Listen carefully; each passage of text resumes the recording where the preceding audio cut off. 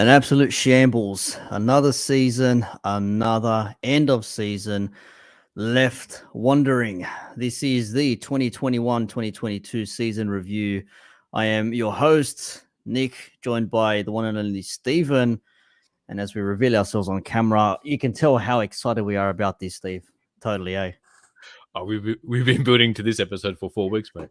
We knew this was coming. We were trying to avoid it, but there's only so many things you can avoid before it hits you head on, and then you can't avoid it anymore. You know what I mean? I'm trying to think of a pop culture reference, but I'm out.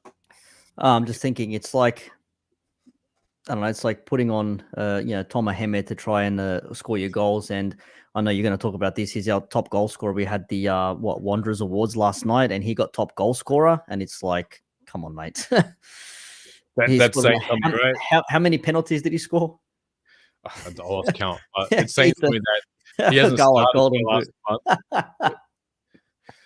The goal didn't go. No. The goal scored 2 goals. Some useless thing like that. No pardon. We're gonna do some awards at the end of the show. But Hamed, the fact that he got Golden Boot and he didn't start for the last month, and half his goals were pens, that says a lot about this season. Exactly. What were you left with? What strikers did we have? What options did we have? I mean, granted, it was another season of managers there, players in, shit performances at the start. So let's axe them out and then bring in someone else who was already divided amongst opinion amongst not just ourselves, the A-League in general, with USB allegations and all sorts of things like that. And it's just been another season. I mean, what does this season mean for you? Like, define the season for you, Steve. Well, season X, right? I think we should just put X through the whole season and move on. I was about to say X as in like wrong, just cross it off like, and then no deal X. Not X marks the spot. See it be gone. No, absolute trash. The season was, oh man, we went to the. I know we're going to repeat ourselves from what we've said all season, but we haven't recorded for about 4 weeks because we didn't want to repeat ourselves. Well, we've been trying to save all the best bits so we can let it go in one recording. So we went to the forum. They talked about they're going to be competitive. Carl Robinson doing his whole speech thing and all that sort of stuff. We end up on a video because it's all a marketing campaign. And then 6 weeks later, he's sacked, and we bring in another coach who did not much better. And then they gave him a 2.5-year deal. I don't know. So that sums up the season, mate. And then Ogakovic taking a penalty to equalize last week. It's like, okay, that's it. I mean, the pitch wasn't the best, granted, but still, you got to be putting that away. You can't be doing any, John Terry's. Although John Terry, I think his penalty was saved, it wasn't skied over. I was going to reference Baggio, but it's not really the same thing. But I'm going to reference it because he ballooned it over. He did a Baggio. It wasn't that. It was nowhere near Baggio. Because he skied it over the crossbar, not because there was any actual relevance to it. Okay. Anyway, it really go wide. I don't know what happened. He missed. That's the main thing. He missed. It doesn't matter. He missed. He missed. Ultimately, that's all that matters, right? He missed. Anyways, so, first of all, if you want to get in contact with us, you can find us on socials at ATBWSW. We have a Discord as well. All links in the Twitter descriptions. And of course, we have aroundtheblock.com.au. And you should know by now, 10 years in, it's BLOC. So don't look for BLOK. And yes, we finished 10th in our 10th season, season X, as it was dubbed. And holy crap, man. Yeah, what an absolute shambles this season was. I mean, you mentioned it there. Mind you, for those listening, watching live, we can let you know that we will be opening up the StreamYard link, so you'll be able to join in and give us your thoughts if you like. You don't have to, but the option will be there in about 20 minutes' time after we get certain things said and done. It will be open if you want to join in. You don't have to. You can just enjoy us bantering and giving shit to one another. And we're going all out for this episode. Oh, mate, it's just like who cares? The club doesn't care. The coach doesn't care. The players don't care. We don't exactly. Care. It's the end of season. Don't care stream. That's what it is. Now there were rumors that Jean-Paul Di Marini was going to take over the academy, and we found it odd because we've always known Ian Crook to be the main man there, and they're absolutely killing it in everything youth. I think they're coming first in every single grade that they've got.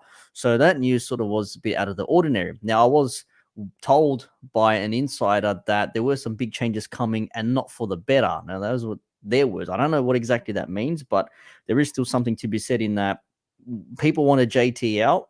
JT's gone now. So season's effectively done and dusted. We have that FFA Cup or Australia Cup, whatever the hell it's called, playoff on Friday against Brisbane, because you need a playoff now. but JT's gone. So there's no more JT out chance. So if shit doesn't happen for the first 6 months of next season or first 6 weeks, the fans are gonna have to find another excuse. I'm not participating in it anymore. I've had enough. I have my say. I've done it there. Now Scott Hudson has been revealed as the new CEO. On top of that, Eddie Bosner is also coming in as an appointee to that academy. What do you make of that? Just to go back, you said JP the rumor. I think that's confirmed as well. Confirmed. Sorry. Yes. Now. Yes. Yeah. So that is weird. I don't know what's happening there. The fact that he left the way he left, I was always under the impression that he didn't get along with certain people in the club, and that's why they got rid of him. Obviously, they get Carl Robinson coming in. Now the fact that he's coming in to head the academy, Eddie Bosner coming in either with the academy or some other role, who knows? Who knows? Scott Hudson is been with the club for 9 years, so he's been promoted. He's in the commercial space, and the last few months he's been in the GM during the transition. Now he's been given the CEO. So I'm calling him Palpatine at the moment. He's done some nice machinations to work his way up. But, good. Everything's proceeding as I proceed, basically. So yeah, I don't know. The guy. I think he's done really well for more intents and purposes. What I've heard in terms of the commercial space, getting the sponsors that we've had in the last few years and all that, and it's been a tough market, so that's fine. And JT was good in that as well in the commercial side.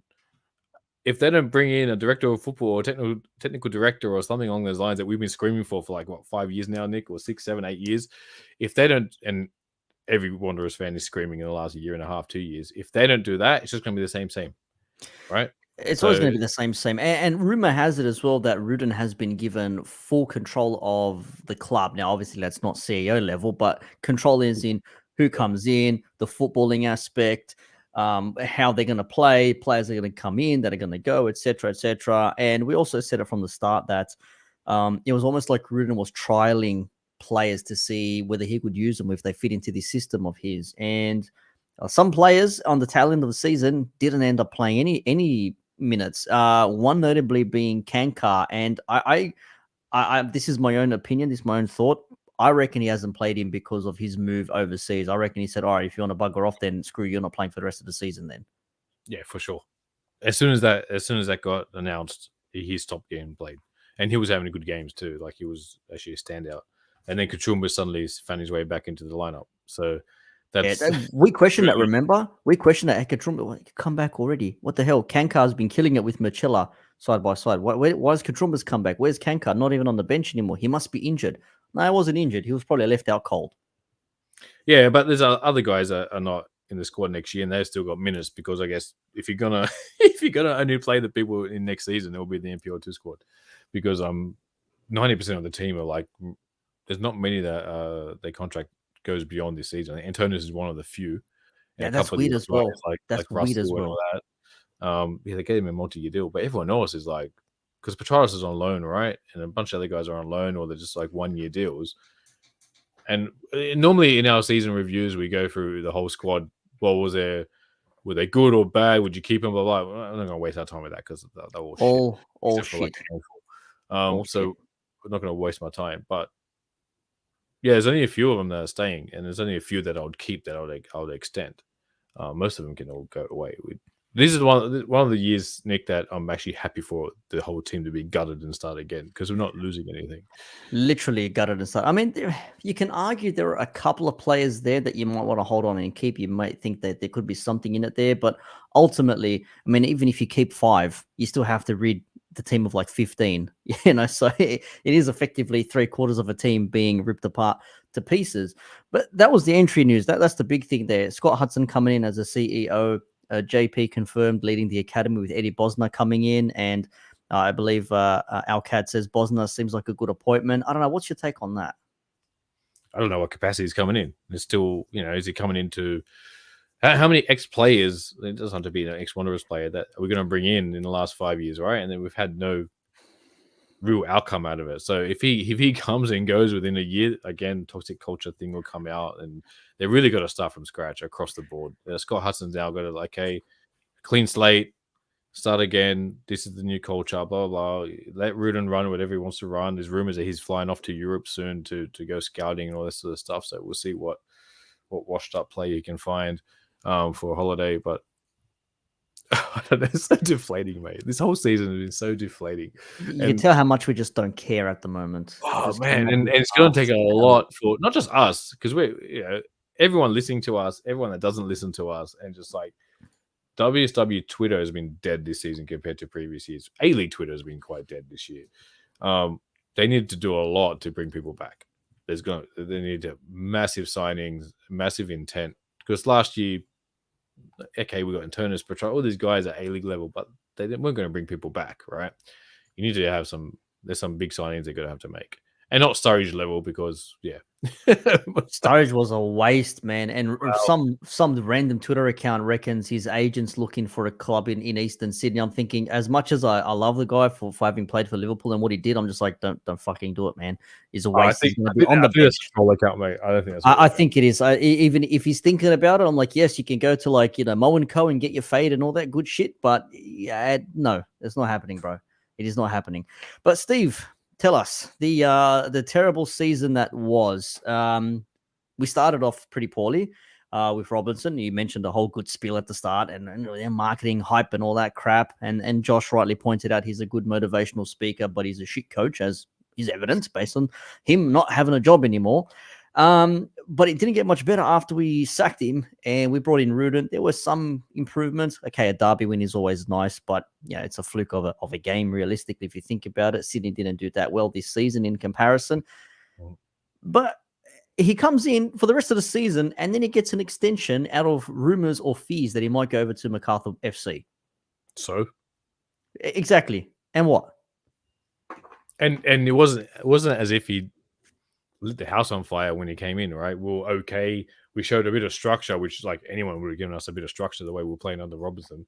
And his results were touch and go. I think we won 6 games all season, right?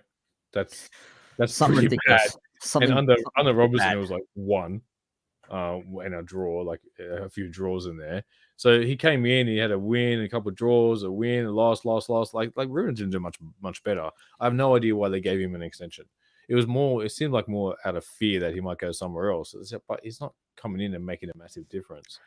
The way Robinson did at Jets, he came in and made a massive difference when he came in. And then, okay, he might do something good for us. But look, I think I named Rudin a few years ago that he probably should come here, or when he was winning with Sydney Croatia a bunch of times before he made the step up to Wellington, all that. Like, well, Wanderers is probably a good fit for him before the whole USB gate and all that sort of stuff that came to light. But look, I know a lot of Wanderers fans don't like him. Like, I'm not convinced yet, mate. To be honest, I think this off season is going to be telling. It's a classic. It's not his team. Wait till he gets his team together. Like, yeah, we heard the same thing with Robinson. He put his team together twice, and it's still rubbish. It wasn't just once. Yeah, over 2 off seasons. Yeah, and look where he ended up. So, look, he's obviously got people that he's got in mind. You can tell the last 4 weeks who's going to stay in. But it's a massive off season in the transfer, and the Makato, mate, they got to do a lot, in this off season. And they've got a long off season, so leading into the World Cup as well. So I don't know what the A-League's going to do, if they're going to stop for a month or something during the World Cup. Who knows? We're not even going to qualify. We've got no Aussies playing. What's the point? Yeah, it's probably just keep playing, right? Because keep the hype that everyone's watching the World Cup in the middle of the night, and then A-League. Yes, let's watch A-League first, leading up to the World Cup. Perfect. That's a great plan. And that's what happened with Rudin, and got a 2-year deal at the end of it now. So we're all sitting there like, okay, so he's got a 2-year deal. Out of fear that he's going to get to MacArthur FC? What could he possibly do? What could he possibly do in the off season to up us? I mean, there were some moments you could actually see him yelling on the sidelines, like saying, push up, get up, what are you doing, pointing at players. And we've heard info and intel from Turner and Tats, who are sideline next to the managers, that he's very vocal. He's open when he talks about the players and how he wants things done, etc., etc. But is he a manager or a person that you think can get players to fit his system, or is he just going to get someone who's like, he seems all right, come play for the Wanderers, make some cash, and whatever happens? I think he proved it a little bit with when he was doing well at Western United and Phoenix. He can get the players that he needs and have the system that works. But then obviously it does turn to shit sometimes. And he said in a bunch of post-match presses, people ask, "Oh, why'd you concede, or what happened?" And he's like, "They're not listening to what I'm saying. They're too scared to shoot. They're I've not heard that listening." from too many managers in World I Football. know, I know. And then half time, I told him they got to do this, and then we came out better in the second half. I'm like, okay, so he obviously can get something out of him. What can he do? He's got to find the players that he wants, the system he wants to play, and implement that system. I'm sick of hearing they're not doing what I'm doing. They put their heads down, the culture thing, and this and that and the other thing. We've been hearing it for how long now, man? It's like since Babel, basically. It's Yeah. like, and you can't even say it's a culture thing within the team because the team's been turned over 5 times. So I don't know what's happening there. He needs to find people that will follow his instructions, do what he wants to do, and it will all be on him. If a game plan fails, that's on the coach. But if the game plan fails because the players aren't doing what you tell them to do and they're just making stupid mistakes, well, that's on them because he can't teach them how to truck the ball or how to head a ball, right? You can't hold a hose. But to play devil's advocate real quick, Mourinho used to do this classic tactic from Mourinho when he was at Tottenham or at United, whichever club he was before that. He would say, well, I'm telling the players what to do, but they're not responding. They're not paying attention to what I'm saying. And on that, you can say, okay, well, the players then are not good enough to listen to your instruction. But to play devil's advocate, is the manager telling the truth and are the players doing what they're asking? It's just not working because manager will come at the end of a game and give their post-game interview. But how often do you see a player say what they really want to say? Because as soon as a player says something about themselves or the team or how they think about it, automatically the player's in shit. When the manager says it about the team, it's all okay because I'm the manager. Something's got to give there. Something's got to give there. I hate seeing managers come out and saying like, yeah, they're not listening to me. Well, let's see what the players have to say about that. If the players say, yeah, we're just not adapting to what he wants, or he's telling me to stay left, so I'm staying left and nothing's happening in my direction. So what am I supposed to do? Then you can say, okay, what's going on within the players of the club here? Yeah. And you're right. We've been hearing this for how long? Since Gumbau, right? Oh, it's a new system, takes some time. Okay, then he goes away. Then Babel comes and he's like, they're living in a fantasy land. There's no relegation, but they're not doing what I'm doing. And I think a part of me feels like Babel was right, that maybe he was trying to play too sophisticated and he forgot that he was in Australia and this is the A-League, brother. This is the A-League, so man. dumb it down a little bit. And then Robertson comes out and instead of saying they're not listening to him, he says it's something that we've got to work on 22 weeks in. Oh, we've got to work on defending corners. Mate, still working on it. Still working on it. Still working on it. Oh my so God. so he did the opposite. He was saying there's stuff that we've got to work on and I take responsibility, all this sort of stuff. But that still didn't work. And then Ruden's now coming out saying they're not doing what I'm telling them. So is there like a Wanderers manager's playbook? If you lose a game, claim ignorance, say players aren't doing what I'm telling them, and just say, thank you, see you later, bye. You got the same options like in Football Manager and that, right? I'm saying this at the press conference. Linear. It's the Wanderers one, right? There's a script. You just got to choose whichever option suits your agenda. He hands it to him when he hires him. All right, this is the script. This is your contract. Yep, exactly. So I mean that's what happened. I mean, when you think about it, let's look at the players now because we are going to open the stream in a bit, so you can, if you want to, you can join in. Just make sure you're in like a quiet room. You don't have to be on camera. That you don't have to be cam up on that sort of stuff. That's fine. But just be in a quiet area so we can hear you properly if you want to come in and give us your thoughts. But I mean, realistically, when you look at the players that we brought in, Jack Rodwell almost scored a worldie on debut against Sydney in the 0-0. Smacked the crossbar or it was saved by the goalkeeper. Arguably should have had a few more goals this season. Injuries hampered him a little bit. We get that. Hamed came in meant to be our goal scorer, our savior, but all he got was penalties and didn't really seem for half a season, like you said at the start. He played, if we had 26 rounds, he played 15 games? And how many were off the bench? Yeah, at best. This is meant to be your experienced striker off the bench. Man, the last few home games that we played, we were playing with like a false 9 or no striker. Not even a false 9, just no striker, right? We just played. He's been watching Pep too often. And we were playing as if we had a number 9 because we were putting balls in the box and no one's there. And no one's there to hold the ball up in the box. I'm like, and Hamid's on the bench. Like, okay, so do you not trust him? We don't want him? Or I don't know. What system are we playing? And I said it from the very beginning. Did we play the right system for Hamed, or was he just not good enough? Or I don't know what was going on. But in the end, it looks like he's not going to be around. I don't want to keep him because like he's rubbish. Like, well, other funny. strikers. I was watching the last game, right? I didn't go to the last home game because just timing. I was at my parents' house and I'm watching it. I'm just like bagging everything up. And then Ogawa does something. I'm like, he's rubbish. And then Hamed and my parents said, "Oh, he was a good bugger. Now he's rubbish." My mom was like, "You say everyone's rubbish? Oh, they are rubbish. We They come are in 10th." rubbish. Exactly. They are rubbish. How can you say they're Like, good it's if not we're coming rubbish. We wouldn't 10th? be where we are. They're all shit. Absolute trash. And We on say Northborough, that. yeah, he scored what 5 goals, and he played like a handful of games. Whereas Yeah. players like Ogawa played every single game and he scored like 2 goals. It was like, and he's Scored a winger, attacking winger. Like, 2 come on. goals. Could have had more. But speaking of like players like Ogawa, you have Ogawa in there, and we'll get to Mejias in goals as well because. Hey, we had Lopar. That worked. Let's get another foreign keeper in there. Oh, he was at La Masia once upon a time in a blue moon when, he was like a youth player. So, yeah, that works just because he's got some Real Madrid connection. All of a sudden, he's meant to be some fucking superstar or whatever. But Bernie Abini, for his effort as well, didn't really return much for the striker that we probably needed.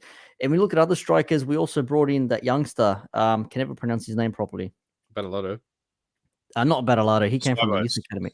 Swabo. Swibble, whatever his name is. Yeah, That guy. meant to come in and he Never played. played a game in A-League, did he? He played like 1 or 2. Yeah, came off the bench once or twice, and that was it. Like, and he's scoring goals for fun in the New South Wales Premier League or whatever it is, like Division 2 Wanderers, whatever. Like, why isn't he playing? But why not bring him? I think we said this when we did the live stream against the Mariners game when we bottled it 2-2 when we predicted we'd bottle it 2-2. You remember? How are we going to do this? There's a way. There is a way. And he came in and he wasn't played at all. So you're relying on Hamed, Abini, Ogawa playing number 9 or a false 9. Hell, I even saw Petrados at one point playing number 9. And Petrados, fuck me dead. If there wasn't a waste of a player this season, it was Dimi Petrados. All this promise coming from overseas. And you know what? Come to think of it, you know how sometimes you say players, they're playing overseas and it's like everything's working out well for them. And it's like, I want to come back to the A-League. You're like, why do you want to come back to the A-League? Are you homesick? Do you miss it? Is your club allowing you to come back? It's probably because they're doing shit all at that club and they need something else to do. And their level is the A-League. But it wasn't even for Petrados. I mean, he scored a couple of penalties, maybe a goal or 2 here and there in open play. But he was poor for me, man, I have to say. Beanie or Petrados, both. I don't know. Ethan, can you clarify who this was? 7 goals in 3 games. I wonder who that might have been. Who played? Oh, that must be Swibble, maybe. That must be Swibble, maybe, yeah. Petrados was a shadow of his former self. And Beanie, every time he started or came off the bench, did nothing. But this is a good point here regarding Hamed. Hamed benefited from David Boy and the Villa fitting. Yeah, exactly, right? So there's no service. No, there's no service. That's why I've questioned all season. Do we play him in the right system? But we didn't change it up. It didn't work. Okay, we didn't bring in Swiber. Beanie just was useless as a number 9. We had no other number 9s. And I said this round 1 or preseason. I said, who's our backup? Consider last year we had Duke, Yaboa, Kamal, Ibini. That's 4, and I think we had another one. We had strikers coming off. We had like 5 strikers on the bench. This time we had what was his name? We also had another youth player as well, ballooned one over the crossbar in the derby on a counter attack on a break. Was it Majok? No, that was ages ago. Ages ago, I forget who it was. Someone Adam as well, but we had like 5 strikers last year, and that's how we won a lot of games. We just put them all on in the 60th minute. But this year we had him and no one.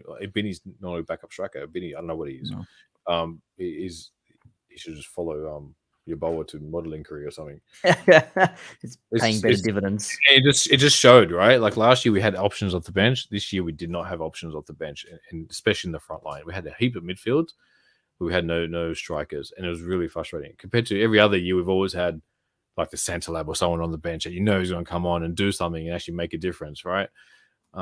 We just didn't have that this year. You look at the bench, like who's going to score a goal? You're going to have some kids that had maybe we could make a highlight reel of all these seasons. All of them. They're all rubbish. All of them. It's like, oh, shit. They're all shit. It's like, but I'm going to flip it, Nick. There's a few positives, all right? Positives are guys like Lapane. Lapane had a good, when he had minutes, he did well. Caluccio did well, and happy for him to score against MacArthur last week. The young kids kept Russell had a pretty good season. Aquilino was having a good season until he got shipped off as well, like Kankar. He's going to Mariners, so he just got dropped. the young kids coming through that got a chance did pretty well. Probably not enough of them actually when you start thinking about it, because we were just lacking up front the whole season. Our transition was slow, terrible, and we had no idea what we were doing. And how many times did we watch it up in the radio box or in the North End? We're just like, what are these guys doing? Like attacking wise, what are they doing? I had no idea. I love that emoji, the picture, a highlight reel of all the goals conceded in the first 5 minutes. We can do that. That was last year, not this That year. was last year. This year, we still conceded some. But I mean, when you look at the players that we had in that midfield, especially let's go to the midfield. That was our front line. Our midfield was stacked, but stacked with what exactly? That's the question. What was it stacked with? Like, there was nothing really in there to say, yeah, this creativity. Okay, Troisi arguably was the best player in the midfield. Sometimes even the best player on the pitch when he was allowed to play or when he decided to play or whatever his stipulation was with all his personal business. And when he wasn't there, it was evident that we had no idea what to do. Ugarkovic played, I think, the whole season, if not Most out of it for an injury or something like that. And he was probably arguably one of our most consistent. I know Adama Traore got player of the season, I think, because he was the most consistent. You can't really fault him for much. He was pretty solid. But you're looking at Nazarene as well in that front line or that midfield, if you want to talk about that. You're looking at also, you've got Antonis coming in. What is the second time he's played for us now? And like his third or fourth time in the league or something like that. As mentioned, yes, Troisi's comment here from William says too inconsistent. He was, but when he was on, when it was on, he was okay. But there's other games where there was no one else that you could compare him to. I have 3 touches in the box and he was just hitting it first go, things like that, and he's all dink over the top to no one. When he was on, but there was a low bar, right? So in terms of the rest of the team, but in terms of midfield, you had Antonis, you had Bacchus, Ugarkovic, Rodwell when he was on, and Troisi, Colucci was in there as well. That's 6 already. There's probably a couple more that I forget that played in the center mid. It was way too many, and I don't know what our best midfield was because it kept changing every week. Well, we had counted Bacchus, but counted Bacchus was obviously in there. Counted Bacchus has now left the club. He's probably earned his stripes, so good luck to him playing overseas in Scotland. Maybe he might end up playing against Angers Celtic one day. Who knows? If it's in the same league, I don't even know who he's gone to. I just know he's gone to Scotland. He's gone to St. Mirren's, I think. Oh, well, same. Good on him.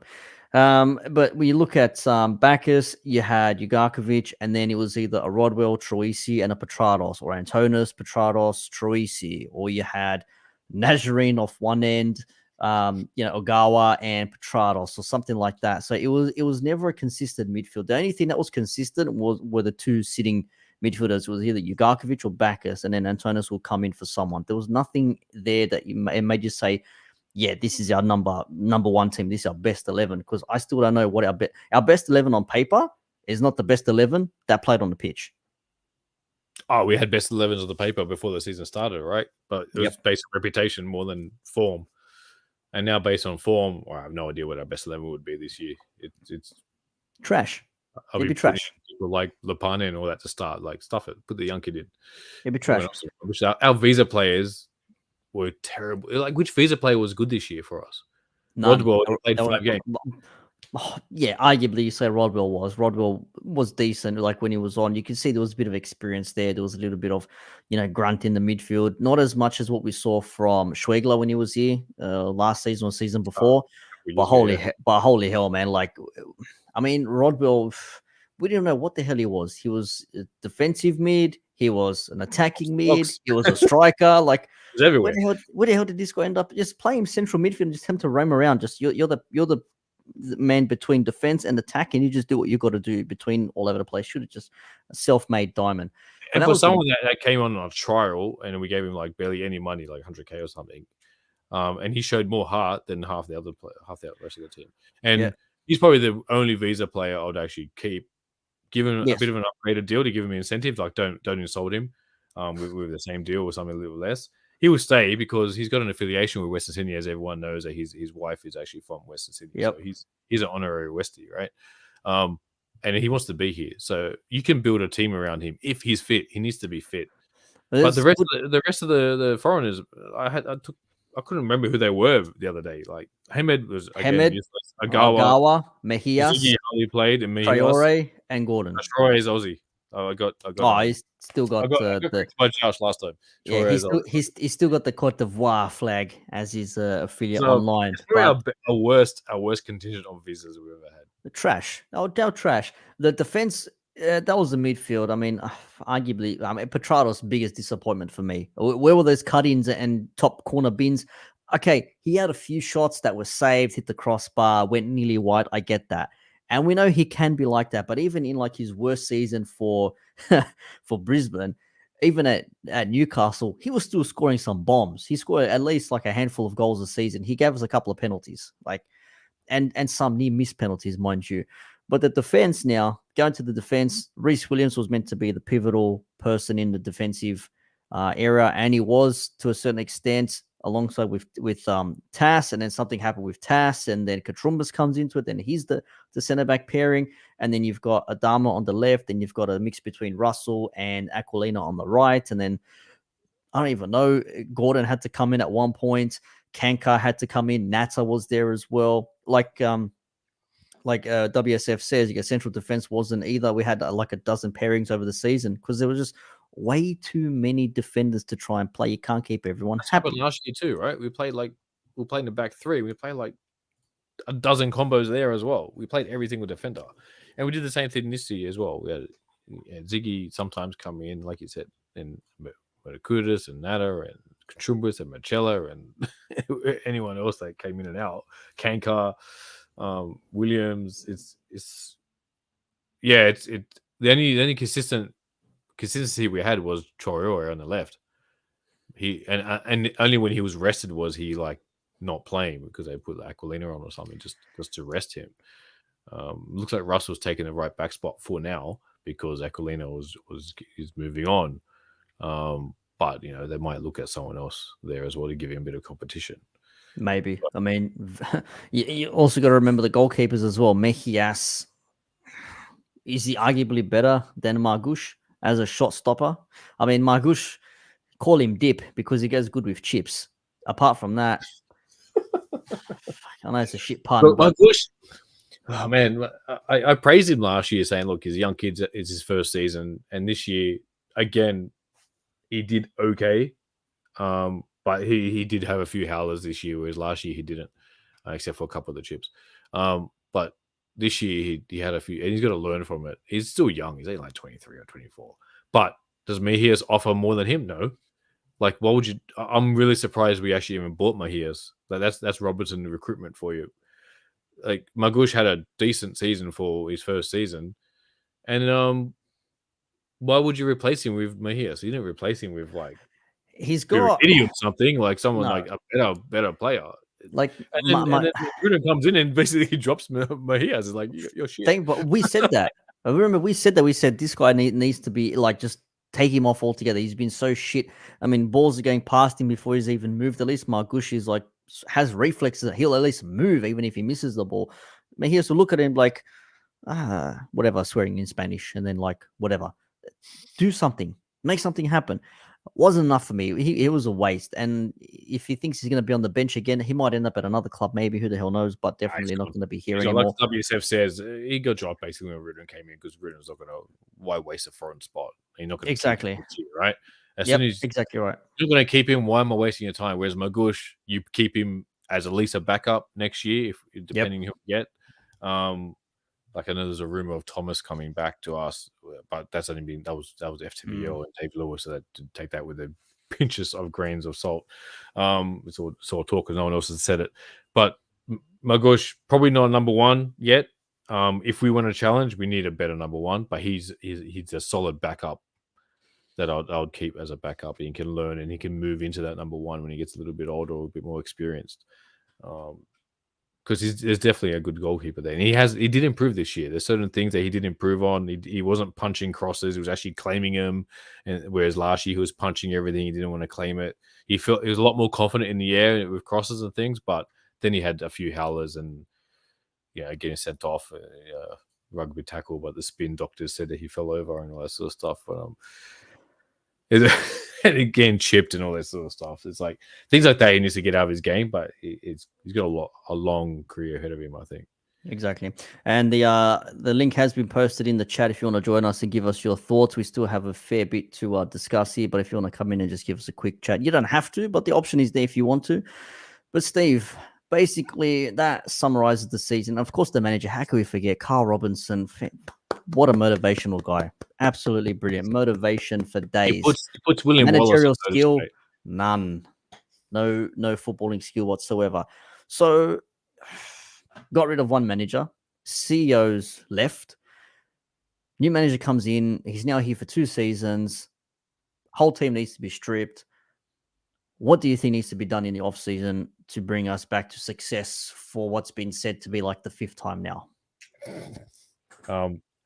What's the old adage, Nick? Defense wins championships. Yeah. So they say. -8. So fix that goal difference. And that's you're halfway there. Yep. Stop conceding silly goals. Stop giving away leads, and then you're halfway there. You're always going to get your spine right. This is basic football.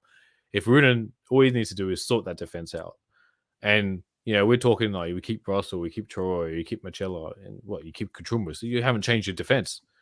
Still the same. That's what Robinson. That's what he did. But so we're talking here like you have to bring probably another center back in. You have to bring another goalkeeper in, and Marcelo obviously is not here next year, but I'm guessing they're probably going to give him an extension because Williams is probably going to. I'd say so.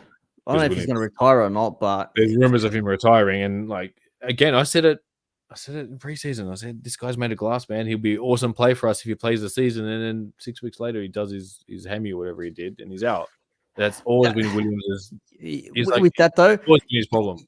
You could say that he maybe played 1 or 2 games too much. He probably really should have been rested a little bit more. I think that game pushed him to the edge a little bit.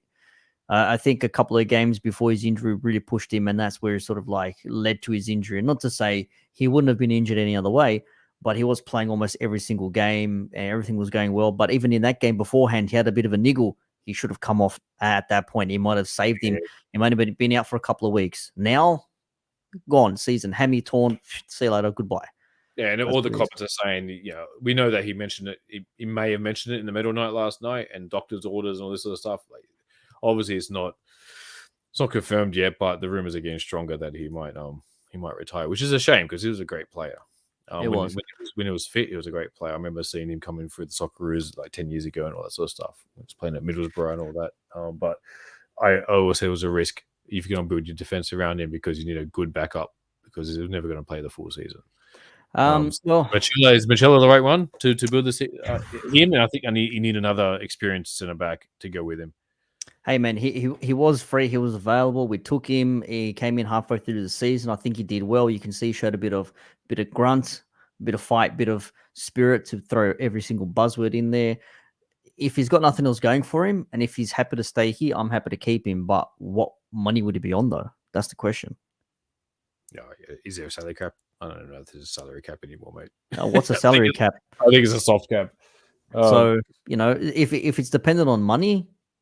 Do you get 2 okay defenders and split it, or do you get one defender like Marcelo? I'm not saying he's Van Dijk or Maldini levels, anything like that, but still he is better than what we've got at the moment. You need a leader, right? You can't have 2 okay defenders. You need to have a standout defender that leads the back line and leads that back 5, basically. If the goalkeeper's not going to do it, you need the centre back to do it.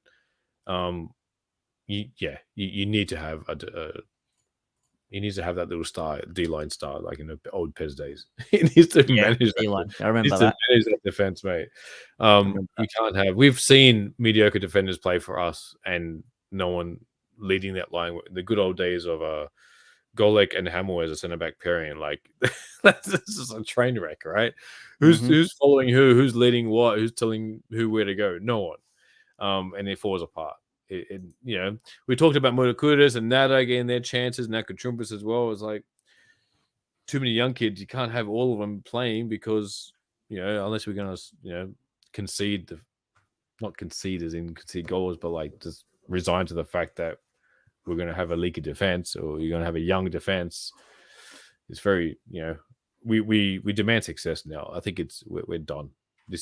Our fan base is done, man. We're like, Well, we demand instant success now. It's like, I'm over it. Yeah, Border. Yeah, bring back Mitch Border. Border, and pick another shitty defender that we can have next to him. I hated him. I hated Border. He was absolute trash. Bring back Aguilar. That's what we need. We need Alberto Aguilar. Oh, That's what we man. need. With Topper The Stanley fact- as the center fact back that pairing. all those guys that were allowed to leave is just ridiculous. Topper Stanley left to go to Saudi Arabia or something, comes back 6 months later and goes for the Jets. He's still playing. Still doing well. Better And than the he's still shit we've doing got. well. Yeah, exactly. Like, if you were to bring back stay with us, Aussie A, bring back C Adeleke. guys, you're just naming the worst 11. Mate. That's what you do. Of all time. All right, not calma. Hey, where there's time. All right, so we know that the entire squad needs an overhaul. We know that we need a striker that can shoot. We need a striker that's going to actually take one touch and then hit on target, not three touches. Try to do a juggle and do some flicks and tricks and then try and score into the top corner. A number 10 is definite. Excuse me, we need some creative nous in that midfield of ours. That could warrant a change of formation, maybe, because we've always played this 4-2-3-1 sort of thing. But I think to have a creative midfielder, you need to have someone who's free to roam around. And if they're going to be a second striker, then they have to be a second striker. You can't have them leaving the striker by himself when the wingers go out wide, and then the striker's like, "Where's my backup here?" You know what I mean? So they've got to be able to do something. But I think we need an enforcer as well. Yeah, we need someone. We need a general in the midfield. We need a Mongol. We need an absolute prick in the middle of that pitch somewhere. We need a Schwegler LaRocca type that just comes in and just like chops any other number 10, basically. What I wouldn't do for a prime LaRocca right now, man, to be honest with you. Yeah. A prime LaRocca in this squad would be epic right now. But it is what it is. So that's another thing there. The defense, we already mentioned it with Williams going out. Who comes in? You're going to need some actual centre backs. Maybe we might be able to pinch a couple from some other A-League clubs. That seems to be the way to go. A-League clubs will rotate themselves all over the place, and they'll end up playing at 5-6 different clubs. And by the end of it, they were a cult. They were here at one club, and now they're just like another journeyman, like a lot of players end up being. But in saying that, I mean, how do we say this? The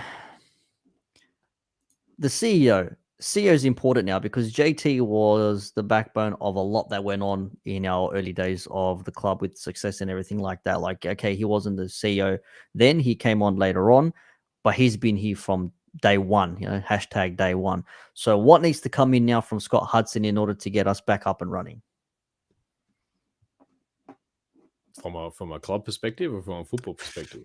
In general, I mean, the CEO is there. The CEO now runs the club. What's he got to do to say, all right, you guys have been shit for 5 years. I've been here since 2013. I've got my own ideas. JT did his thing. This is my thing now. This is what we're doing. He needs to do pretty much what Pinata did at Sydney and then he did at Perth. Come in, make a statement, bring in these big players. Or he's already got the coach, so he can't do that. But you saw when he went to Perth, he brought in Popper. Popper brought in his fringe Socceroo 11, basically, and you win the premiership. Did the same thing at Sydney. He bought a bunch of players, brought Del Piero over and all that sort of stuff, right? He needs to make... He can't just keep doing what we're doing. We've been doing what we're doing for the last 6-8 years. We've done nothing, right?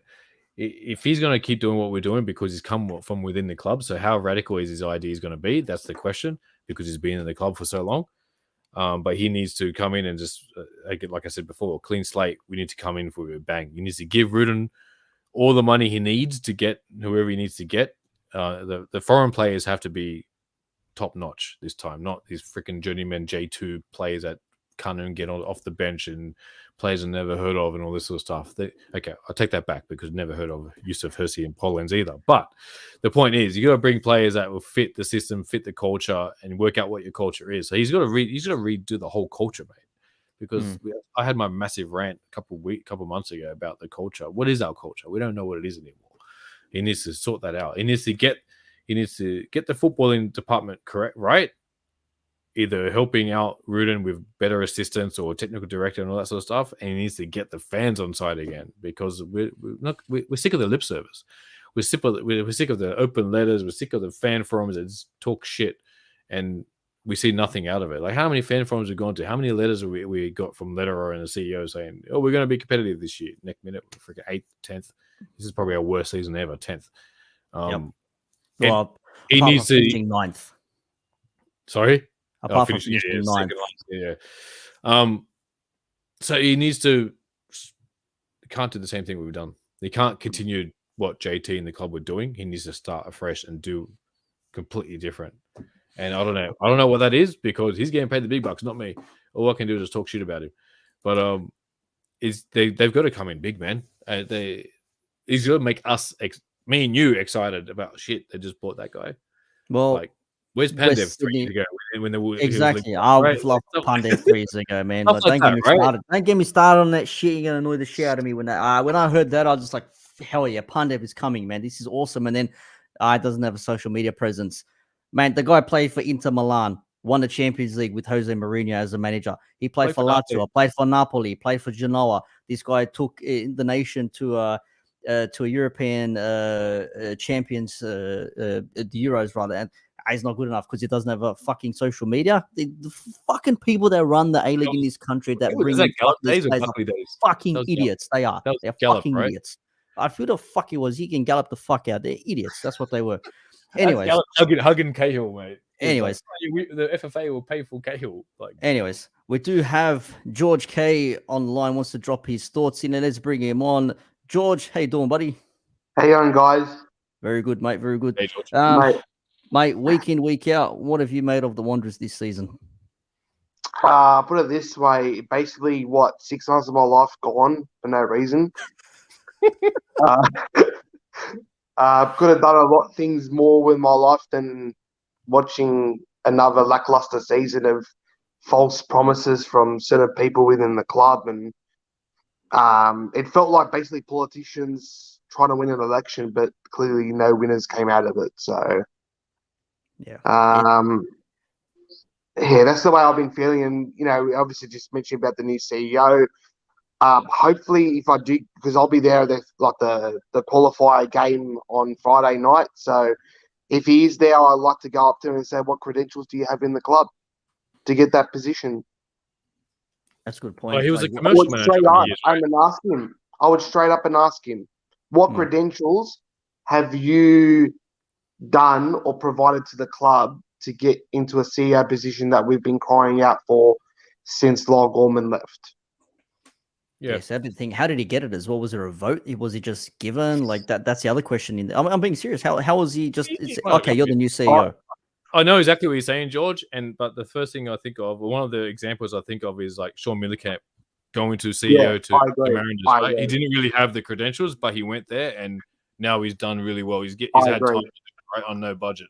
But we don't have that time to wait, right? We need instant results. Basically. Definitely, I definitely give him at least a go because obviously, whoever's picked him, whether it was just Letterer or the board concisively, give him the chance. There's no sort of losing out of that because he seems to be, young, energetic, very driven. And from what Rudin said at the awards night is that he said in previous teams that he's had conflicts with the CEO.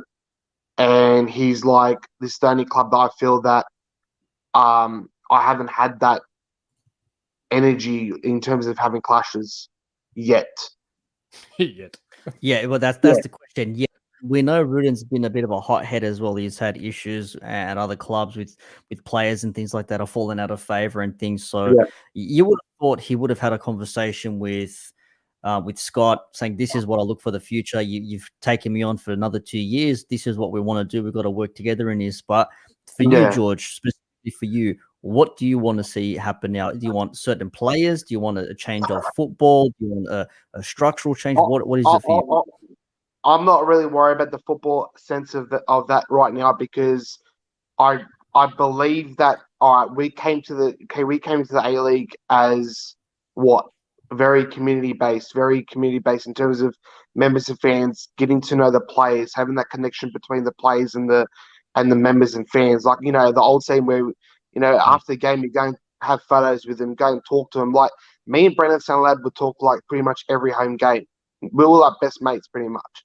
So I think bringing that connection between the playing group and the members and fans, I think that's one start to bring back that community base again. Because I think that, don't worry about COVID because it happened before COVID.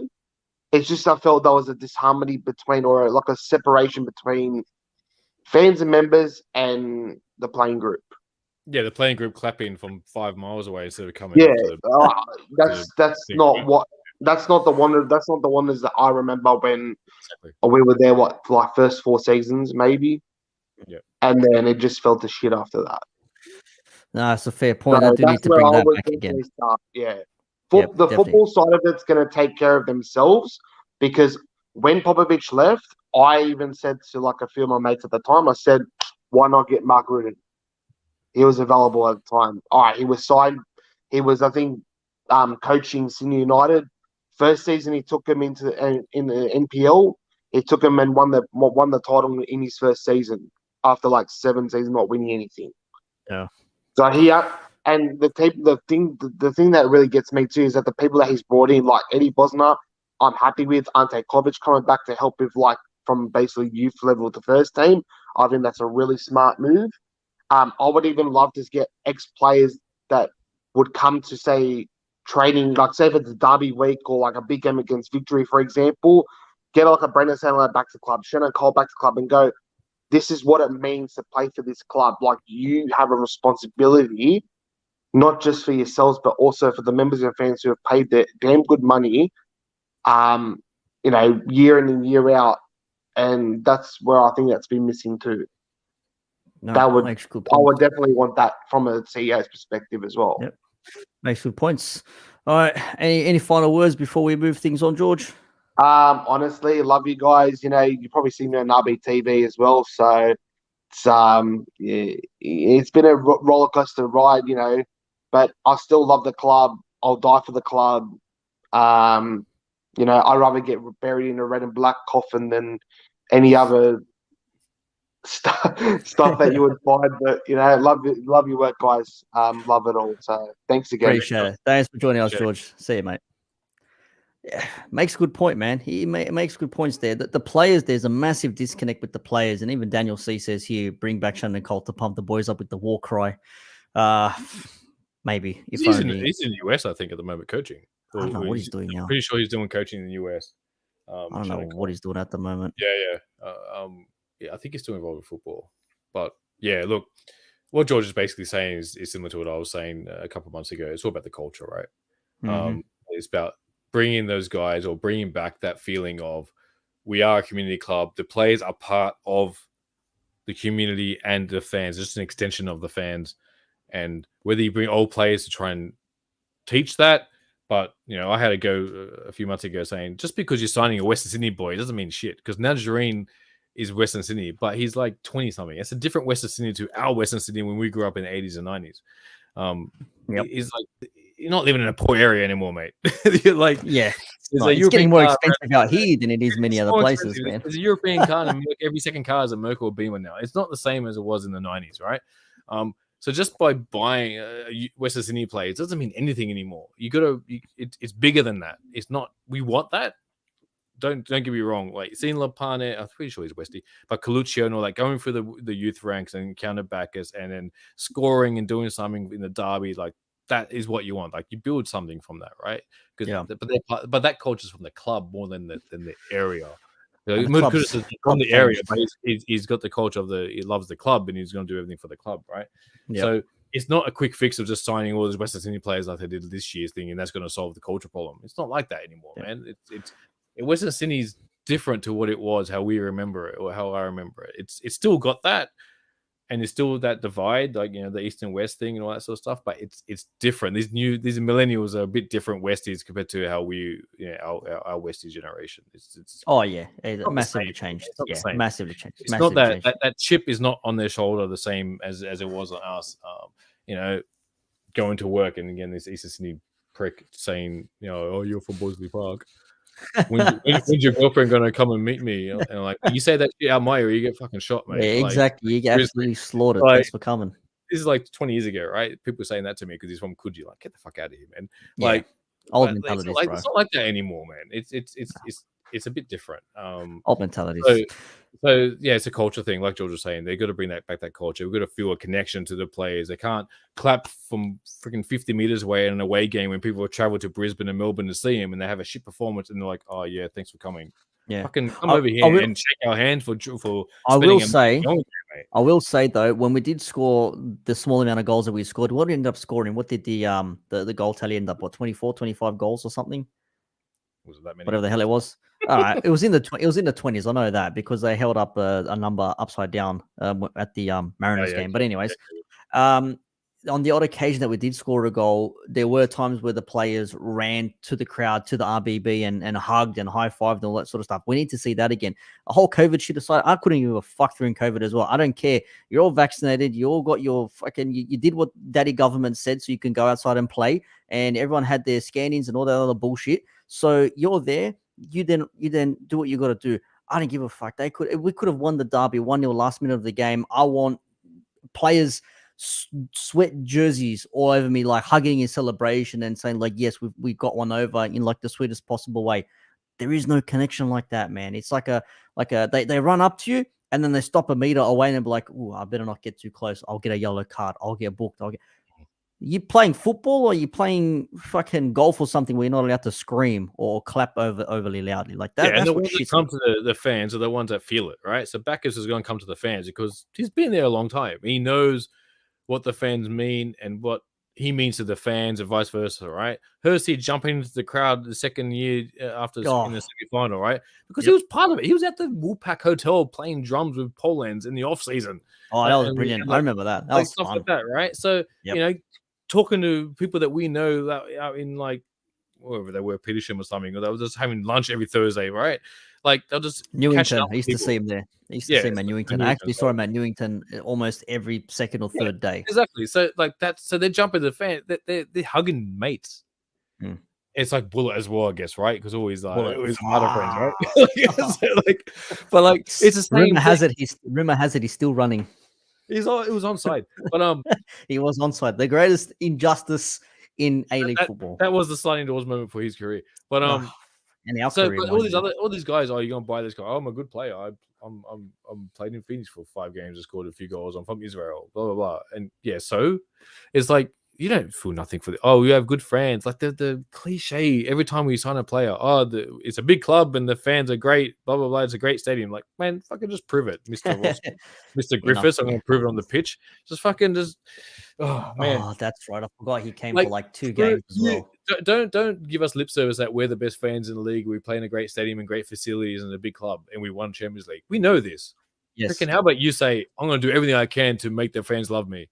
Well, that was the whole thing. That was the whole preseason thing. Like, we know the history. This is your history. This is your time. Make a memory of yourself or for yourself. Yeah, you made a memory, all right? Fucking finishing 10th, in a season where arguably we should have finished top 6 with the squad we had.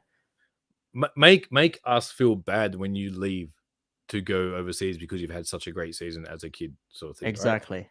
Like Bacchus leaving, like, fuck, man, like, seriously. I'm talking about Bacchus, right? And the fact that we talk about the first 2 years and then probably the a couple of years after that too, when we made the Adelaide Grand Final. Look at the top 10, the best 11, right? It was basically it was season 1 and Castellan. Hersey was robbed, right? So there's a reason. RC7. He had 1 game, mate. 1 good game. It was an important game. Okay, it doesn't matter. But he was shit the rest of the season. But don't at me.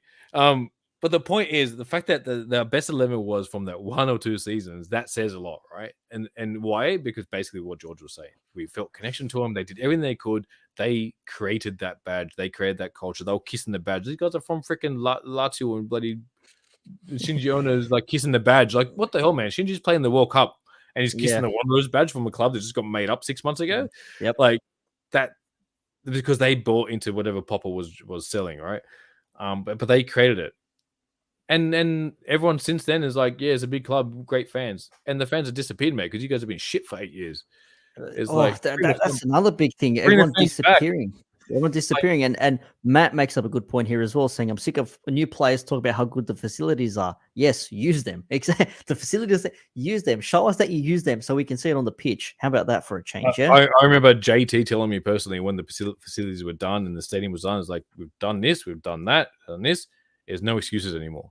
Yeah. Like on the football department, there is no excuses anymore, right? And then every year is an excuse. It's like, okay, the facilities are great. Well, why are you saying that? You've come from overseas. The facilities are the same over there. You're just saying, yeah, it's world-class facilities. Yeah, maybe for Australia, it is. Maybe you should not be allowed to use them anymore until you win a game. Go train in a cow paddock and freaking go Rocky 4 style or something. Like run around like in the longest yard. You know, the prison guards, they get the top of the line facilities, they get proper coaching, everything's legit, and then the inmates, they get to run around in a mudfield patch of dirt. That's what you should be doing. Try kick a ball in that. But we can harp on this for Eon, Steve. I know me and you definitely can. So we'll have to move things along, unfortunately. But before we move on to our ATB end of season awards, there's not many, but they are more valuable than the Wanderers medal. I can guarantee you that. Okay. But Paramount Plus and ALP, the streaming services, I saw there was a thread. I think Simon Hill posted something about someone else commented or retweeted it, but Simon Hill essentially posted something like, without Paramount Plus, there is no A-League. A-League is dead. Now, we do know we need a streaming service or somewhere to watch the A-League, but they do need to add bits and pieces to it. It's not complete yet. Oh, dude, he said the same thing for Fox when he was working for Fox for 10 years. Without Fox, A-League wouldn't be here, blah, blah, blah. He's basically just towing the company line. Look, he's right in the fact that someone has to pay for it, but other people were going for it, not just Paramount. Let's be honest here. Apparently, no one else was, apparently. Bullshit. But yeah, whether I'm right or wrong doesn't matter. The point is they started with a massive bang and the advertising campaign was great and all that sort of stuff, but then it fizzled very quickly when we realized your service doesn't meet the minimal viable product in this day and age. And I hate to say it, but I picked on KO for like freaking 5 years, and KO is better. You don't have a pause rewind. You don't have replays immediately after the game. I can't chase play. You know how many games I did not watch this year because I couldn't chase play it? Like, not just Wanderers games, just like any other game. If I missed it, I missed it. Exactly. That's what shit me the most. I'm like, I want to see that again. Oh, wait, I can't go back because Paramount Plus doesn't offer me that feature. It's like I can't always watch a game live because I've got a toddler running around, right? I might want to watch it an hour later. But instead, I have to watch it at 7 o'clock on a Wednesday night, and he has to watch football with me because I can't watch it at 8 o'clock or 8:30 when he goes to bed because otherwise I miss the whole game. And I'm going to wait 12 hours for the replay to show up. And we know why, because we got, you know, insider trading, insider like, gosh, why insider trading? Insider gosh. Basically, their back end wasn't encoding on the fly, hence why we couldn't do pause and rewind, right? They were basically encoding it after the game and took them that long to encode it and upload it. That's why there's no pause and rewind, right? So they're using the wrong tech for live sport. It's as simple as that. And they went cheap. Whereas the Paramount Plus, apparently in America, has like set it and all this other stuff, and it does have all these functions. So then we hear rumors that they've actually put the sport on the back end of the normal TV show stuff, right? Mm-hmm. They haven't put it on the proper platform. And then you get a survey at the end of the season of, you know, from the Keep Up. Oh, have you heard of Netflix, Stan, and Paramount? Yes. You do all these questions for 5 questions about how many hours of TV do you watch, and then, okay, for the next 10 questions, we're going to focus on Paramount Plus. and I basically ripped into him. Like, you don't have the minimal viable product. You don't have this. You don't have this. You're not following your competitors. Like, how do you release something that Optus has refined, and KO copied Optus and won all those awards as well over the last 5 years, and you release this, which is essentially just a live streaming channel without It's basically you're basically watching free to air. You can't rewind it, right? It's just an IP channel, and it's what the hell, man. I think everyone missed a lot of games and missed a lot of goals and couldn't watch anything Chase play. So the ratings were just dropped because you couldn't watch it half an hour late. If you missed the game, I couldn't watch it. I didn't watch the game on the weekend because I wasn't home, but I can't watch it when I get home because the replay takes 12 hours to show up. And I'm waiting. I'm like, I used to finish. Perfect example. Finish a game 7:45 to 9:45, 9:50, give or take, extra injury time, all that shit, right?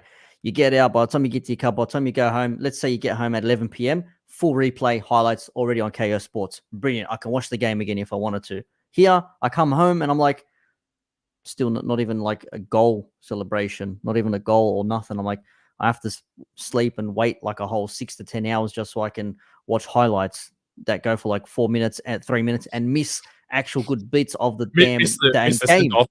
Or the penalty call and like they highlight it's an important thing. It's an important part of the game. Exactly. I want to see that shot that cannoned off the crossbar. Oh, we didn't put that in there because it wasn't a goal. But you will give some fucking bullshit of a seagull like waltzing onto the pitch. You can tell that football people are not editing these highlights. Mate, give me a job. I'll freaking do it. Man, you can guarantee if a football fan saw like a challenge that went in there that ended up in nothing, but still a solid challenge, that would be in there. Yeah. Look, WSF is reminding of when we were both complaining about Foxtel Go on Silverlight, unsupported platform on a laptop. That was terrible, and that never worked either. And William is mentioning he didn't watch a lot of the games because there's no LG TV app.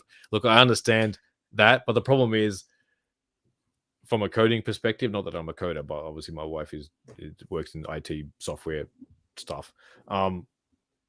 The fact that you got to create an app for multiple OSs, that's a problem. That's where LG and Samsung that don't have Android or Apple, you got to create a whole another platform on that. That just delays it. Whether that comes out next year or not, it's for those people. That's why I put an NVIDIA Shield TV. Says is Android TV, it just works, or you get an Apple thing, you just Chromecast it. But look, it was disappointing because it's and remember the first week Paramount Plus, it had all these issues, like the picture quality was shit, the frame rate was like 15 frames a second, and then doing a Twitter thread saying, "Oh, tell us what was wrong." Like, what was wrong? You got bombarded, mate. Everything. Ask and you shall receive. It's like, but they're not dealing with idiots. We've been dealing with streaming services for 10 years, and yeah, look, I'm happy to pay for a streaming service. I remember the days of going to random shitty websites trying to find a U of A stream at 4 o'clock in the morning with so many pop-up ads and stuff, and I hate it. I mean, I can wake up on a Sunday and watch U of A playing at 2 o'clock in the morning. I can watch it at 7 o'clock in the morning because KO's got the replay, right? Like, I love it. There's the meme of Homer Simpson crawling back into the bushes and then crawling out again, where he's crawling out. It was the Pirate Bay, and then he crawls back in. Then he walks out. And he's got Netflix and all this sort of stuff. Then he crawls back in, and then he's got like Pirate Bay again because everything else there's just too much. It used to be too nothing was together, so you had to get everything separately. Then it came together, and now other people are like, oh, well, let's do that. So it's separated again, and now you have five different services you're paying for. You're paying minimum $10 a service. You've got, let's say, $50. You can get a cheap Foxtel account or membership for that price a month, even with just like what you need sports wise, for example, let alone movies and things like that online. So people are just not asked to be going through all these streaming services again, let alone for the A-League, which I only have Paramount Plus for the A-League. I literally watch nothing else on Paramount Plus. Dude, I'm up to season 4 of Paw Patrol. So yeah, but and that's not because you're a kid. Don't lie. You watch it because it's you. There's like 9 seasons of Paw Patrol, and I'm up to season 4. Oh wait, I tell a lie.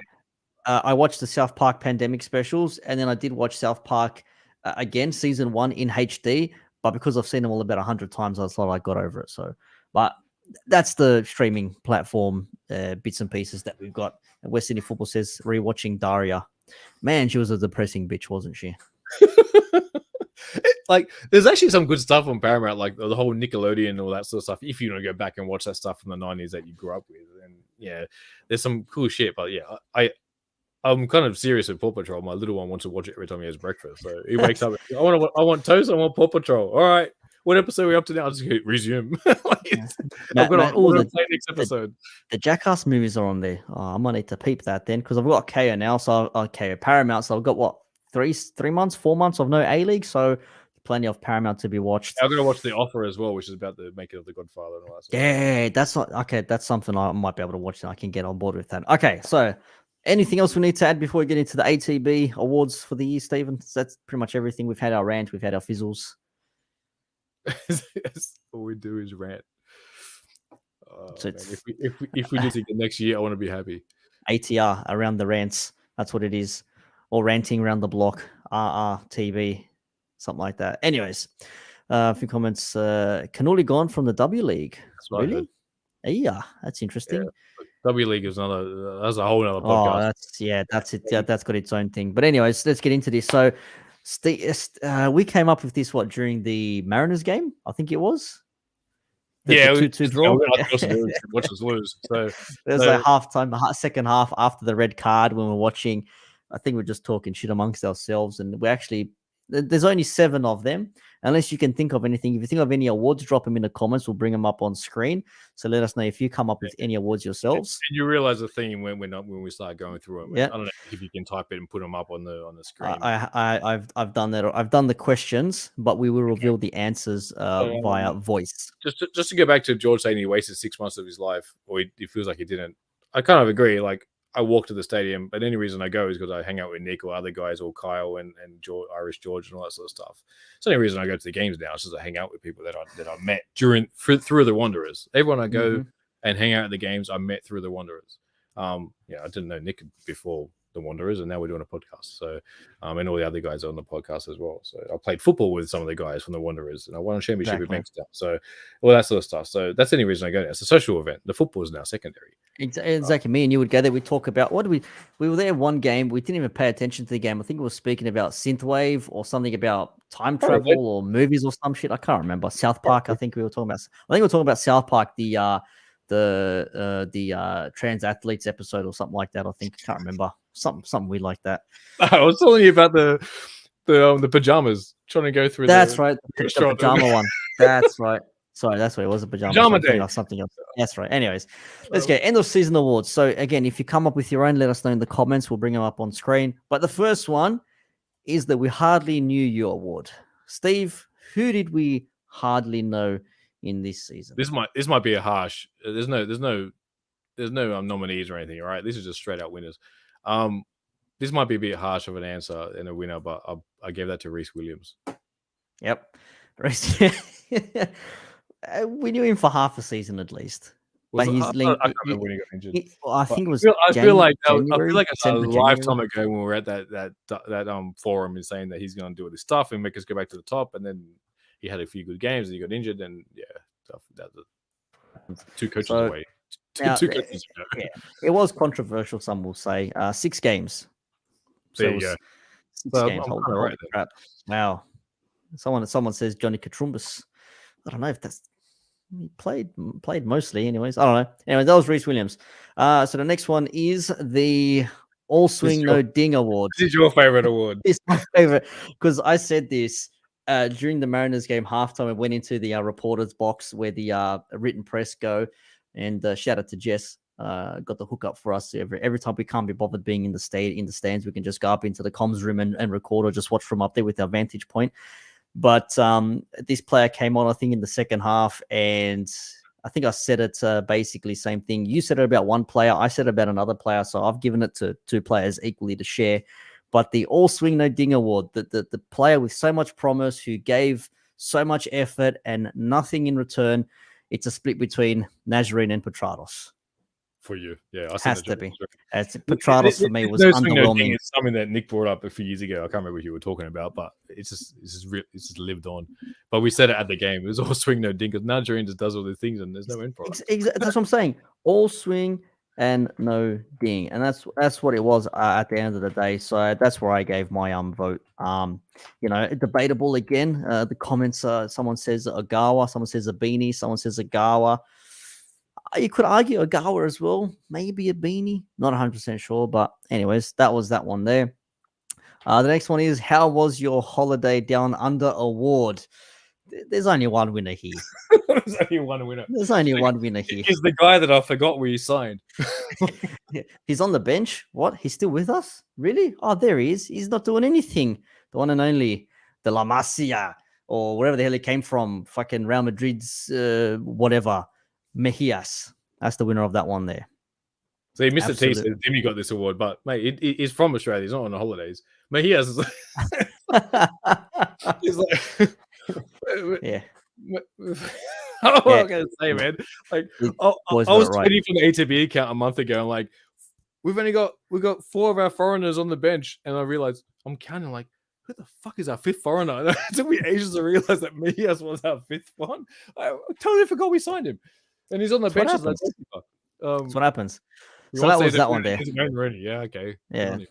Yeah. Well, So, It's like anyways. he shook hands with Messi when Messi was 12 or something. Woo, good on you. I came from La Masia is Barcelona. I forget Real Madrid's one, but yeah, he played for Real Madrid or something. Anyways, the next award is if you can't guess who this is based on the question, just GTFO. I called it in preseason, all right? Like I'm sure we can find a clip. I'm actually worse than Jompe. Chat, can you have a guess who this could be? Have a guess. There's only one guess who this would be. There's only one guess. Come on, make me proud. I'm actually worse than Let's go. Jompe Award. Yeah, There's only one. Come on. No one's biting in the chat. We're just waiting for the chat. People are listening to this tomorrow. What? Like, What? come on. Westfield. No. Very good. Aussie A, he's got it. It was Ogawa. Obviously, the giveaway, Japanese. Jompe at least gave you something. Ogawa. Today you knew he was going to use his right foot, and that's all he was going to use. He'd never use any other foot. Ogawa beats a man on his right foot, cuts to his left. Oh, I beat him. Tries to cut back to his right and loses the ball.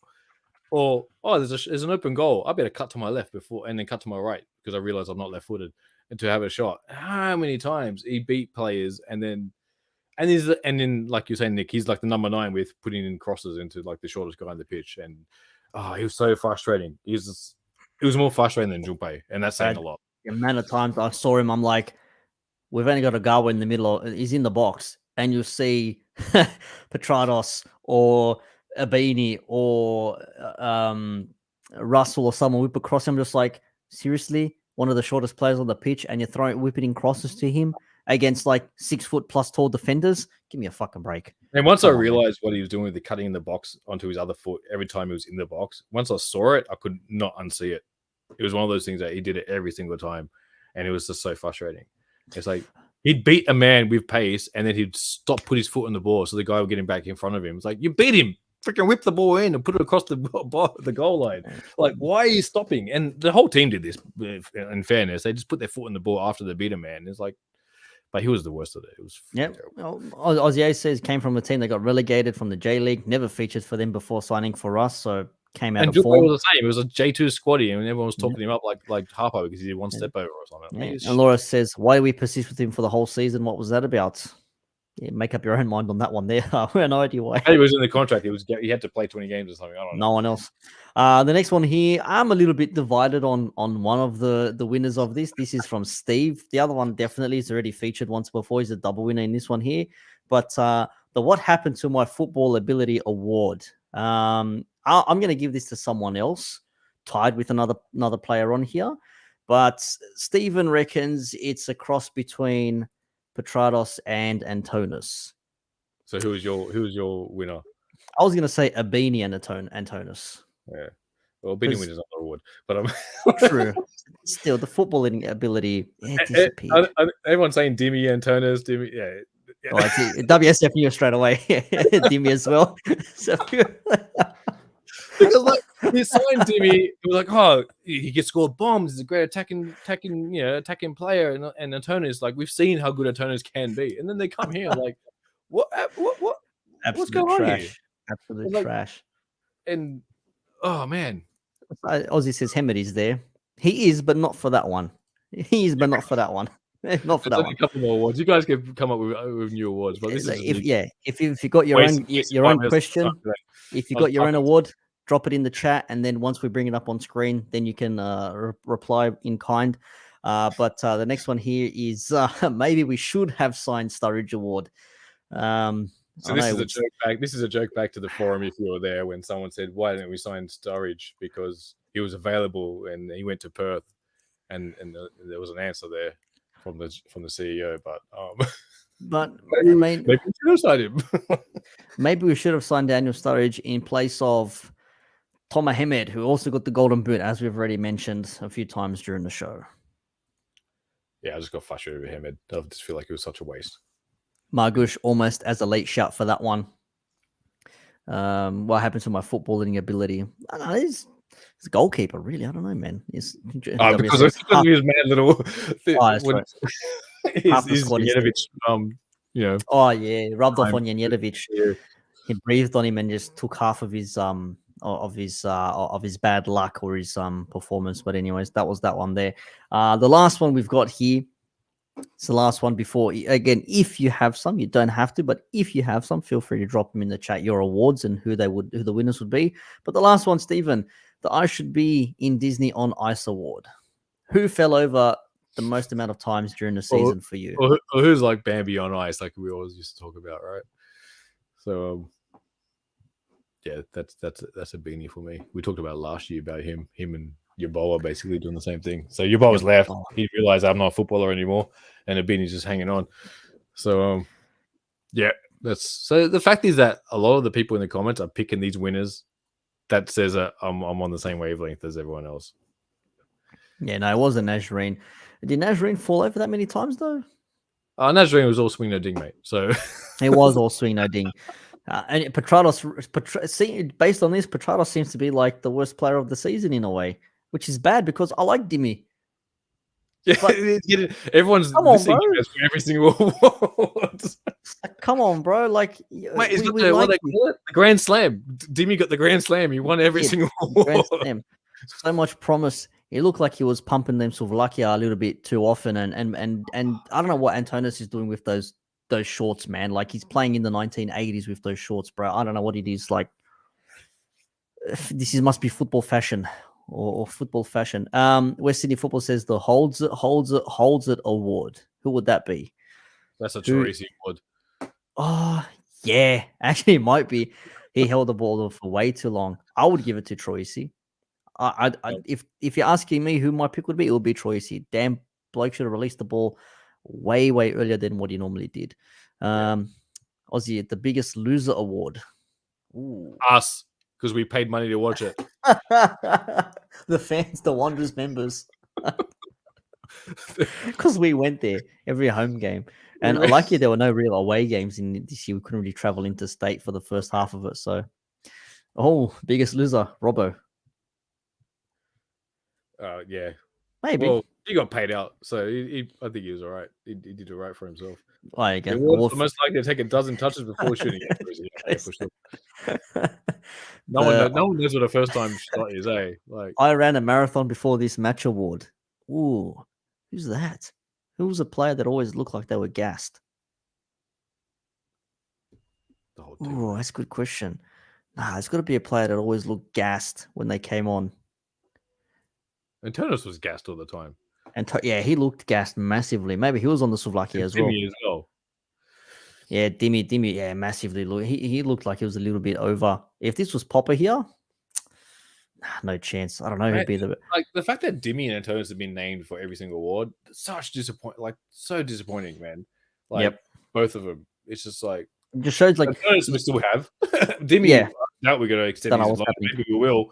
I don't know, but putting him in here, any favors. But putting him in here, it's almost to sound like we're having a bit of fun, but we're only putting this out there because we expected a lot from them. Like the reason why we're joking about like, man, how's your holiday? Because Mejias did nothing in goal. He came for a holiday. All swing, no ding. Nazarene did so much, hardly any end product. He had a few flashes here and there.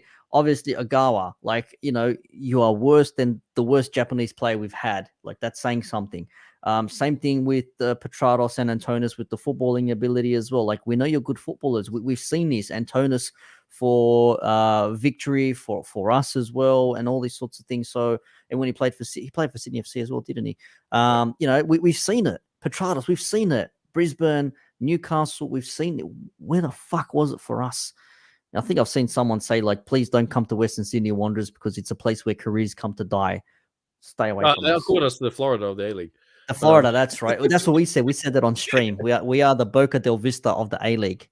Players in once they pass their prime, they decide to come here.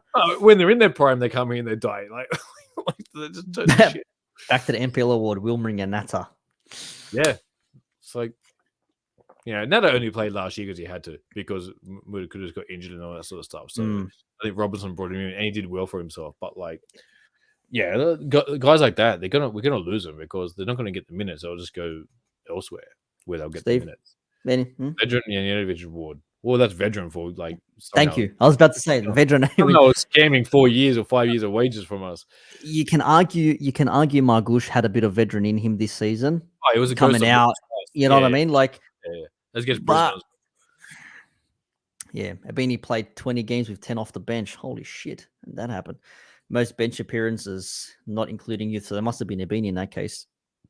Holy crap, that must have been Abini in that case. Oh, that's stuff, mate. You ask some questions I can't answer. I'm taking the piss out of it. I mean, we also asked people on Twitter for some feedback, and West Sydney Football basically said season died with the 3-0 loss to the Raw after Robertson had 3 weeks to prepare his side. That's when I lost it on ATB Twitter, and I got barred from ATB Twitter because I said things that didn't look good, but every single one of us felt the same way, and I took the rap for that one. So my hand up goes there. That was an absolute shit game. I said, sack him out. I don't care. Just get him out, whatever. That was pretty bad. And the RPA game as well. The RPA game was terrible for a competition. We're meant to take it seriously, and we play an understrength team and we end up losing 2-1. I mean, I'd argue it wasn't understrength. It was understrength based on they didn't play in the A-League that year, but they're all A-League players from the year before. We had enough on there to do something in that game, but we just didn't do anything. And we could see that chip from halfway and whatever the other goal was, I can't remember. But the fact is that we didn't create any chances against Apia. Yeah. And no disrespect to Apia, but it was just ridiculous. And especially when we say we're going into the competition to win it and we blah, blah, blah. It's Arnold all over again in the Olympics and Asian Cups and stuff. We're going in there to win it, and then you come in and beat the first hurdle, basically. Yeah, the losses to Apia pretty much reign supreme there. Before we wrap things up, we did have a matter of our worst 11. Do you still want to go through that, or is that maybe? Yeah, it's this year. Yeah, it's this. There you go. It's done. It's this season. Worst 23, whatever the hell you want to call it. Worst 11, whatever it is. That's what it was, bro. That's what it was. There you go. Laura says the RPA game was really not good. Granted. Romero beating half the defense and then finishing on his left foot through Gordon's legs. Yeah, that was that one there. Yeah.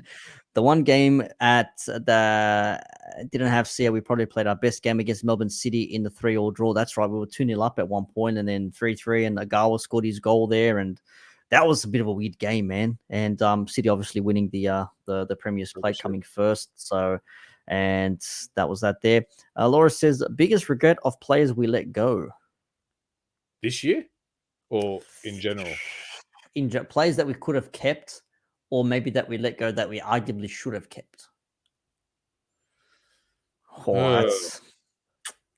Yeah, there's been some good players that we did let go. We shouldn't have let go, but I can't think of them right now because I'm so deflated. If only we kept Riera, but he retired anyway, so that's okay. Biggest players, Poland, someone like that we shouldn't have let go. Poland's Duke. Laura's got a good point. He says Duke as well in comments. Duke, Poland, and are you talking about last year? Yeah. I guess Duke is. And Kamal is another one.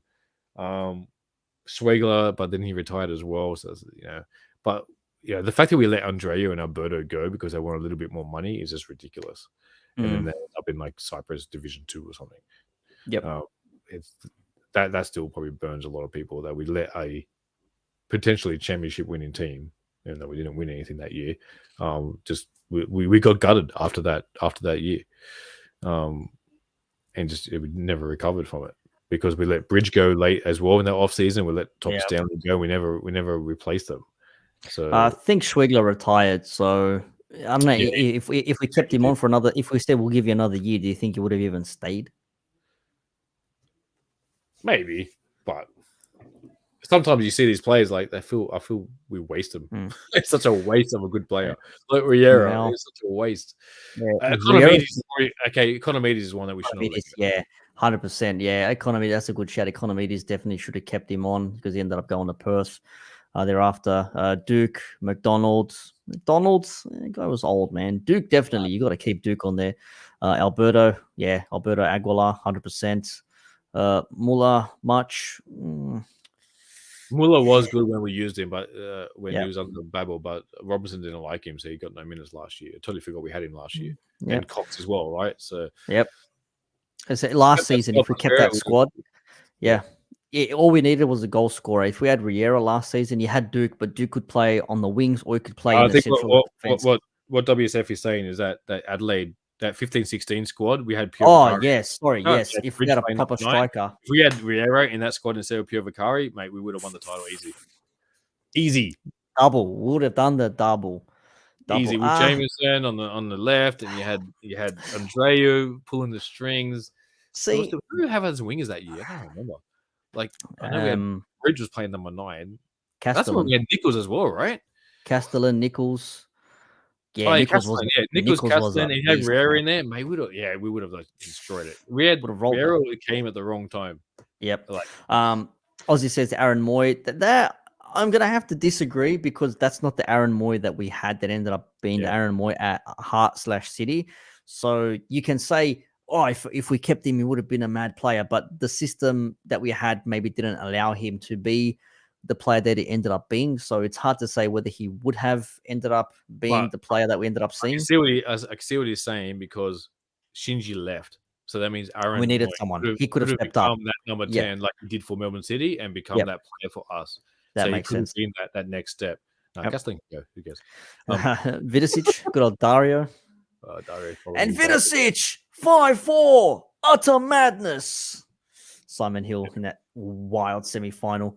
Western the biggest loss was letting Polyak go instead of keeping him around, naturalizing him and having him as our Bezanik type long-term 10-year player. Oh, mate, yeah, 100% Polyak, definitely. That and La Rocca. Celebration. And Polyak and La Rocca. It's not Polyak, sorry.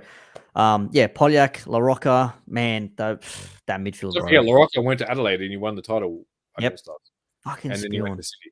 So, yeah, La Rocca, the fact that we let him go, man. The guy like won the Joe Marsden medal in the grand final. He was in like the team of the in the team of the tournament for the ACL. Oh, I don't know. And we let him go. Like, man, he was our rock. And he was our La Rocca. Really? Yeah, that's right. I said it. Oh yeah. Well, the things that could have been.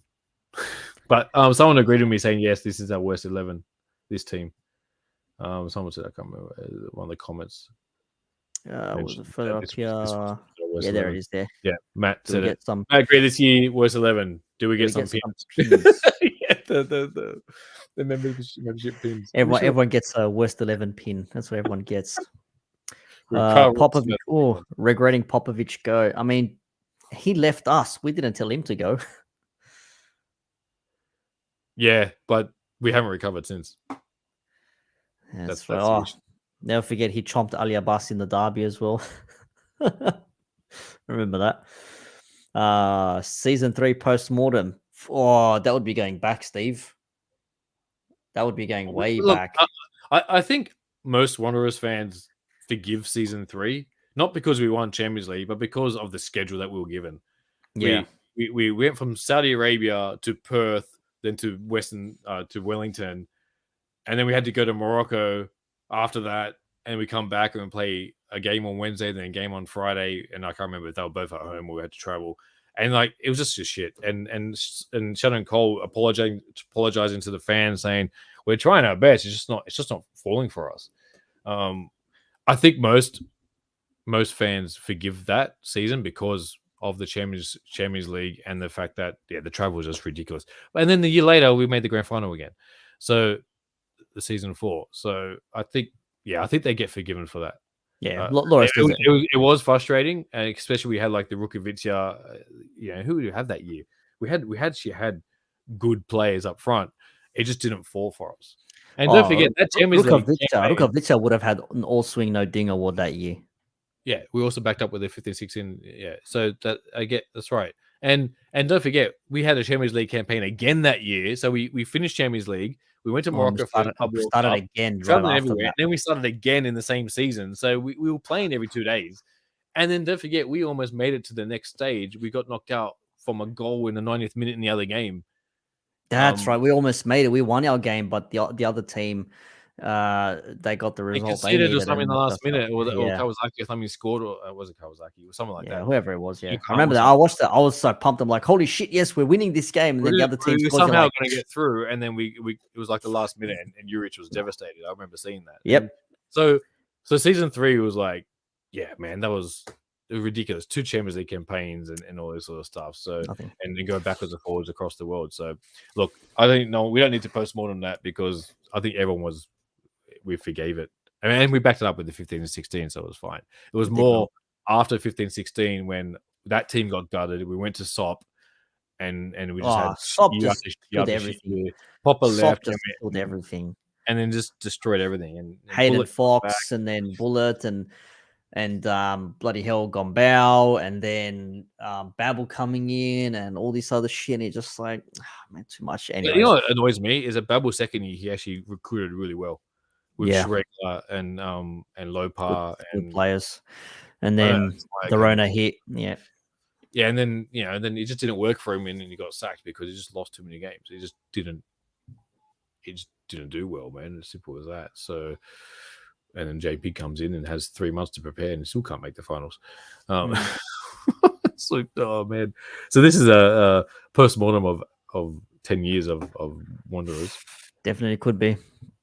JP best record since Popper, then Lederer sacked him to headhunt Robinson. Yeah, and now he brought him back again. So brought him back. Yeah. So who knows the real story? What happened there, right? Like, no idea. Yeah, and obviously there's no bad blood because they hired him again and he's coming back. So don't forget, we also had the Asian Cup in 2015. So you had the Asian Cup, 2 Champions League campaigns, traveling across the world and backwards and forwards between Perth and Wellington, and playing every second day. And no wonder we kind of struggled that year. Yeah, pretty much what it is, man. We also had T-gas, the pepper spray gate that year too. Exactly right. Yeah, that Perth game, that was absolute trash. But Ruden's in charge now. Like West Sydney Football says, it is what it is. Now we have to wait and see what happens. But Steve, I think we'll wrap it up there. We've gone over the hour and 37-minute mark. It's been cathartic. It's been somewhat cleansing. It's been healing, therapeutic, if you will. But it's nice to see that we can still have a laugh out of the misery, and we've become a banter club effectively. So yeah, it is what it is. It is what it is. That's the thing there. So yeah, does Halidi stay as assistant manager? Well, it's up to Ruden, I guess. Don't know if Ruden's going to bring in his own staff now. Maybe. Yeah, maybe. I think we might see a bit of a shake up on the bench. Gonna need something to happen on that bench. But anyways, we're wrapping things up. So thank you to all for watching this final show for the season, quote unquote, season 10, season X, a big X, still left wondering. 2 managers in the same season, still ended up absolute trashed. I guess the only good thing is that there's another season ahead and maybe good things to come, but who the hell knows? But thank you for watching live or in the future. And of course, we have 1 game left. Of course, that's how much I don't care about this season anymore. I don't care about the Australia Cup playoff against Brisbane on Friday night. Get your tickets from the website or check your emails or whatever bullshit the club have sent over the last guaranteed penalties. Don't care because we'll be 2-0 up and we'll concede in the 85th and 89th minute. Guaranteed penalty. We need another 3-0, but this time there's no comeback. We just lose 5-0. And see you later. Goodbye for the rest of the Brisbane are worse than us. It's a problem. So it's going to be penalties, and it's going to be like 14-13 in the goal in penalties because well, no, actually, I'll take that back. It's not. It's going to be like 3-2 or something. Yeah, everything's going to be missed. It'll be after 10 penalties, but it'll be 3-2. Everything's going to be everyone missed. will miss every penalty. Everything's going to be trash. Yeah. Anyways, we're wrapping these up. So let's get some mood music here. Here we go. Yeah, that's the one. All right, Stephen. Thank you very much for the final time this year, of course, and hopefully we'll see you guys next season. We'll see what happens. There's a lot to be done, but Stephen, you enjoy your hard-earned off-season break, and I don't know. I guess I don't know. Does Juve have anything to play for? Yeah, they got Coppa Italia tomorrow morning. I guess. Oh, against Inter in the final. Yeah, there's Coppa Italia final tomorrow. So by the time you listen to this, Forza Nerazzurri. Killing his last title, mate, for Juve. Oh, killing his last title. Hey, Anyways, we'll see what happens. Chiellini. Hey, he wants to play abroad. Maybe we sign him for Bring him Wanderers for 1 year. Materazzi's here doing this, hanging out with Okay. what's his name? Having coffees all day with fucking Poi Ball fella. What's his name? Can't remember his name. Bloody hell. Thank you. So he's hanging out with him, so I might as well bring him on there. But anyways, that's it from us. Once again, catch us on socials at ATBWSW, aroundtheblock.com.au. Audio version of this goes out 7 a.m. on Thursday, the 12th of May, if you want to hear the audio of it. And that's pretty much it. Steve, any final words? No, that's fine. I was going to say good afternoon, good evening, and good night. You just did. Thank you very much. Peace out, everyone.